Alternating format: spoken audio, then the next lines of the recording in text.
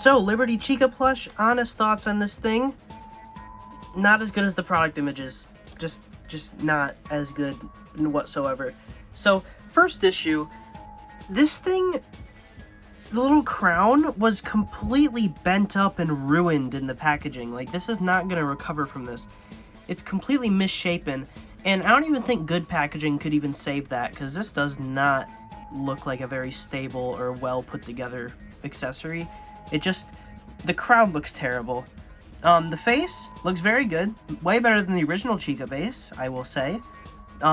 It's clearly the high score Chica base, not even trying to hide it, but it looks good. I like it. The cupcake is alright, even though it's flat. I do think it's, it gets the job done. I like the design, it's cute. Got the little 4th of July thing, not really any issues with that, nor is it very interesting. The robe looks good enough. It's printed, but I honestly don't care anymore about printing. The body is similar to the bonnet plush, which is good. I like that. The tag is just, you know, standard FNAF tag, Scott Cawthon copyright. Then here we got the Five Nights at Freddy's special delivery 4th of July tag, which is unique to this plush, which is very cool. It says Walmart exclusive. You can see a city skyline with some fireworks and stuff. Very, very cool. I like this. It basically sums up the plush. I'm going to rate it a 7.5 out of 10. I don't know. It's not the best plush, but it's definitely a good one. I'm not going to say it's bad, because it's not. But 7.5 out of 10. Nothing too remarkable, but it's alright. Now let's move on to the action figure. So, first impressions, glorious presentation on this thing. This looks amazing. The packaging is beautiful. I love the red tag here. It looks great. I wish they did red more often on FNAF merch. You got fireworks in the background. You got all this stuff up here. On the back, you got the render of the figure, which that is a pretty weird looking render, to be honest, but it's alright. Same style as the Frost Bear and Shamrock Freddy boxes, which is very welcome. Nice to see a non-Freddy get this treatment. And yeah, overall, I think this is pretty dang awesome packaging. This is also one of 2 Funko figures to come with multiple accessories. Glamrock Freddy came with a mic stand and a microphone, and Liberty Chica comes with the little whatever this thing is called. I honestly have no idea what this is called. I'm very sorry. And then we got the flaming cupcake. So 2 accessories. Very awesome. Also, to mention, this figure is huge. Like, that is a big box, and like the body, this is heavy. Like, this is probably the heaviest action figure box I've ever seen in a FNAF figure, and that's not a bad thing at all. This is very, very hefty packaging, which means that the figure is probably very high quality. So I'm very excited to get this out of the box. Let's do that. All right, so first impressions out of the box, they did something that I did not think they would do. This figure is solid. Like, hear that?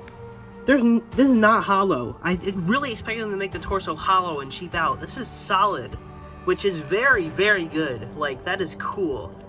Oh crap. Although there is this weird black spot on the back of the head, I'm not really sure what that is. Maybe it's something from the actual Statue of Liberty? I have no idea, but that is there. The hair tuft is here, which the plushie didn't have. Very soft plastic, probably because of the spikes. Those are probably bad for little kids. She has a hollow mouth, which is very, very, you can kind of see it there. You can see it, like, my finger through there.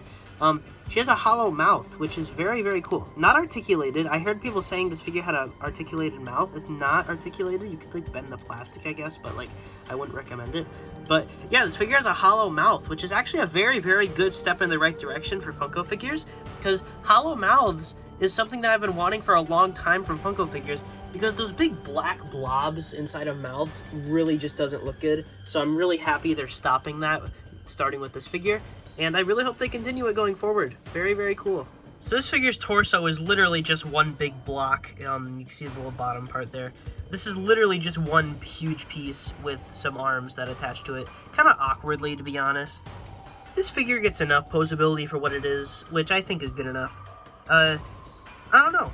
This figure just really seems like Funko put in their all, and I really appreciate that. They did a very, very good job. One thing I don't like, though, it's made of this weird, like, grimy kind of plastic that doesn't feel very good to touch, so I'm probably just going to put this on the shelf and never touch it again, because I don't like the feel this thing gives me. I am so sorry if you guys hear any background noise, because people in this house can't, people in the people downstairs can't stop playing music. But anyway, we're just gonna continue because I'm not waiting anymore. Here's what the figure looks like carrying all of its accessories.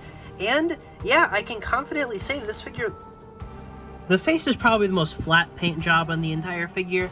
It looks a lot more basic compared to the rest of it. Just a lot more flat color, a lot less black wash. But that's not really a bad thing. It just makes the face more defined, if anything. I don't know. I just think this figure is really, really good. I don't have any problems with it, really. I think this is if Funko wanted to send off their FNAF AR line, okay, Funko, we don't want more FNAF AR figures. We want you to move on from FNAF AR. End it with a good note. End it on a good note. This figure is a good note. End it on here. This is a great figure to end the line on. Just move on to other games, please. Alright guys, so here we got every single FNAF AR figure. So, yeah, this game has had too many figures. For one FNAF game, this is more like FNAF 2 or like Security Breach appropriate for character numbers.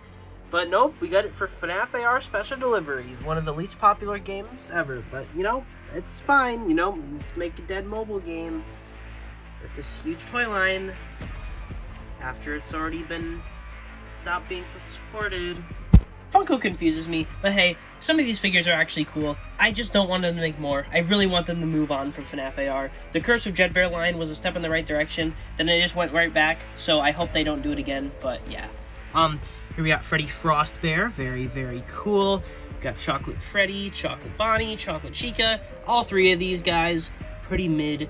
Easter Bonnie, one of the worst FNAF figures, just pop him over. We got VR Freddy, System Error Bonnie, High Score Chica, Radioactive Foxy, all great sculpts with terrible paint. Here we got Toxic Springtrap, who is, and then we got Live Wire Freddy, who is an amazing figure. I love him a lot. Perfect sculpt. Nothing really wrong with him. I just really like him.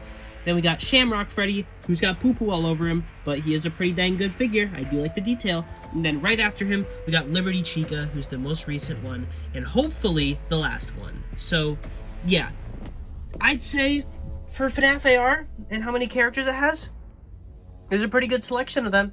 I mean, they could have done like freaking, I don't know, that one balloon boy who looks like he's made of diarrhea. You know the one. I don't remember his name. But yeah, all these guys, very, very cool. Just stop, Funko. Don't make any more.